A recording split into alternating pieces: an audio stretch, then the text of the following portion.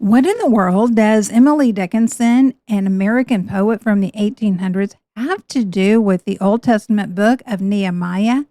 And more importantly, what does it have to do with you? Well, stay tuned and you're going to find out.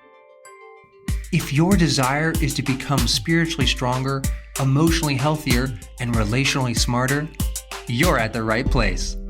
Speaker and writer Stephanie Smith inspires and equips you to achieve these three key aims. If you're a parent, you'll also learn how to raise empowered kids, ready for adulthood. Let's get started. Welcome back to the Life's Key 3 episode. I'm delighted that you are here, and I invite you to check out the other resources that I offer, including speaking engagements on my website, stephaniepresents.com. While you are there, you can sign up for a weekly newsletter called High Impact. It is worth your time, and it is where I give you insights and resources and information on life's key 3 areas to become spiritually strong, emotionally healthy, and relationally smart. And there's also a section specifically for parents on raising empowered kids in these 3 areas. If you are part of a church or a ministry or a Christian school or a homeschooling group, and you have a need for someone to come in to provide insights, encouragement, research into your community, and you have people who want that to come to them from a faith-based perspective, well, check out my engagements on, again, the website, stephaniepresents.com. Also, I do custom speaking engagements, although I make the commitment I'm never going to speak on something that I'm not qualified for and that I'm not prepared for. All right, so we're going to pick up and continue with our study in the book of Nehemiah. This Old Testament book is a fascinating story, really, of leadership. Now, maybe you're thinking, leadership, that doesn't apply to me. Oh, yes, it does. You see, every person has a leadership role in leading themselves, and you will never lead anybody else, any team, any company, any organization better than you lead yourself. So all of these principles that we talk about as we are going through the book of Nehemiah, they apply no matter what your role or your position is. They apply because you're a human being, and you, as well as I, need to practice wise practices and principles in leading ourselves. As we have seen, the Jews have been allowed to return to their capital city of Jerusalem, which lay in ruins. It's been devastated for a very long period of time. And Nehemiah, who had served in the cabinet of the Persian Empire's ruler, King Artaxerxes, had been allowed to return with the king's approval to rebuild Jerusalem's walls. This was the primary defense and protection of a city. And we've seen where there are enemies, there are people who do not want this to succeed. Make no mistake, everybody is not interested in your success. People can be very invested in other people remaining in helpless, vulnerable places and situations. And we've already seen that is happening here to Nehemiah and the Jews who are at work in this task.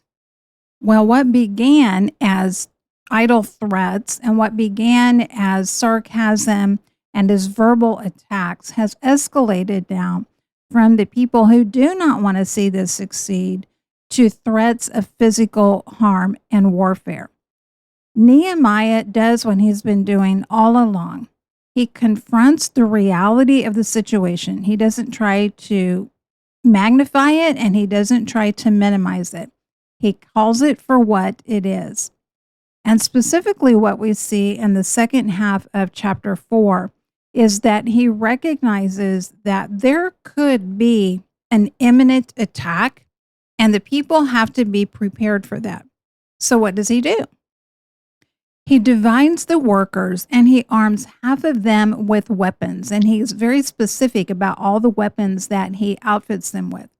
And then those who are carrying materials back and forth and hauling away rubble and then bringing materials that are needed to rebuild, they are also armed with weapons.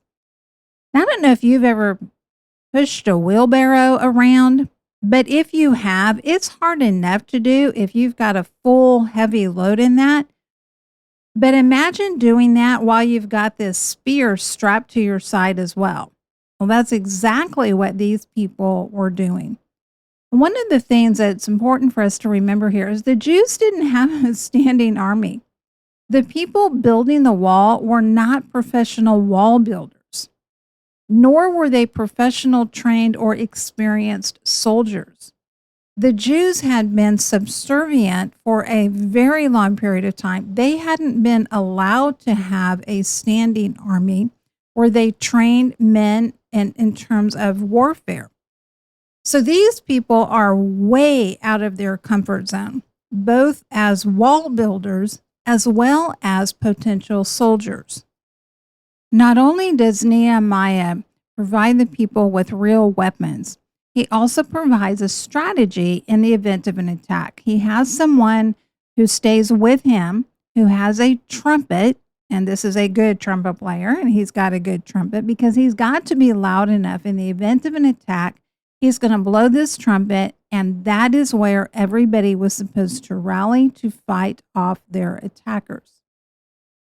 The other thing that Nehemiah does is he calls for an emergency declaration, and he orders that everyone is going to remain inside the city at night instead of dispersing to the outlying villages and farms and settlements where people lived. People weren't living in Jerusalem in this time period and in a large population. Most of the people were living outside of the city. And he says, y'all are going to need to come and stay inside of the city, even though these walls aren't built yet. And we're going to have people who are going to stand guard just as they are throughout the day. And they're also going to be standing guard throughout the night. The other thing that he gives an order for is everyone is to remain dressed for during the entire night. Okay, nobody's like, okay, go get your stuff and come back and then change into your pajamas. There are no PJs allowed. Everybody is going to remain dressed in the same clothes that they have been wearing throughout the day while they've been at work. They're going to also be wearing those at night. There is no time allowed in the event of an attack. Every minute, every second is going to count. Lives are at stake, literally. And Nehemiah addresses that by having this strategy that confronts the reality of the situation. So what are some of the things that we can see here in these verses? First, it's to recognize the safety measures that Nehemiah takes were not designed to be sustainable for the long haul. These are not permanent practices. They're temporary. What was going to be sustainable in the long haul were strong walls. And that's important for us to know the difference between temporary strategies and permanent ones. Between times when maybe just in our individual lives, we need to take a different course of action. We may need to take drastic action, but we need it to be something that is happening while we are at work developing sustainable practices. This can happen in a relationship where it can be a matter that there are some drastic practices that need to change for a period of time in order for a strong relationship to be built. It can happen in an organization. It can happen in a family. What's important is to recognize and discern from the get-go what are the policies, the practices, the strategies that are being implemented to address an emergency situation, but knowing that they're not supposed to be enshrined and become something permanent. Now, certainly there are times when emergencies occur and it awakens us to the fact that, hey, we need to make some sustainable, permanent changes. because there's been an oversight here, or there's been a vulnerability exposed through a situation. But that is different from responding to a temporary situation. It's important to be able to know, to have an exit strategy, to know when you implement something new, okay, when is this going to end? I think this was one of the factors during COVID that created a lot of stress and anxiety. Is it too early to use the word unprecedented yet? I don't know. I don't know if I'll ever be as much of a fan of that word for the rest of my life, simply because of what happened during the COVID pandemic. But it was unprecedented in some respects. And one of the facts of that is that people weren't prepared with the strategies that could be put in place temporarily. And there's a lot of anxiety about, okay, how are these going to be removed? Who decides that? What's the conditions for that? And hopefully, there are some things that we have learned from that we can use when there's another situation, whether it's a pandemic or whatever it is, and whether it's at a global, a national, or an individual or organizational level, that we go into that better prepared to have learned from history and to identify, okay, these are things that we're going to do right now. These are measures we're going to take right now. These are some policies we're going to put in place right now, but these are temporary. They're only here until we get what is sustainable for the long haul put in place. Another factor that we can see here is that we don't underestimate people's capacities in hard times and in stressful and difficult situations. It is incredibly disconcerting to me that we have in our culture right now this mindset in so many areas where we think that to become strong, we have to protect ourselves from hearing or enduring anything that is hard or difficult.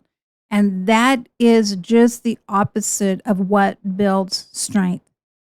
People do not become strong by being sheltered. People do not become strong by not being exposed to differences of opinion, ideas, or difficulties. We're still seeing so much cancel culture. And one of the downsides of this, the cost of this, is it's not measured in dollars and cents, but it is a very real cost, is basically it's continuing this mindset that says, I can't hear certain things. I can't endure hard things. I can't deal with hard stuff. So the solution is, let's just cancel that. Let's just keep people from speaking. Let's keep ourselves in situations where we don't have to engage with difficult things. That will never, ever serve us well as a nation, as a culture, as a people.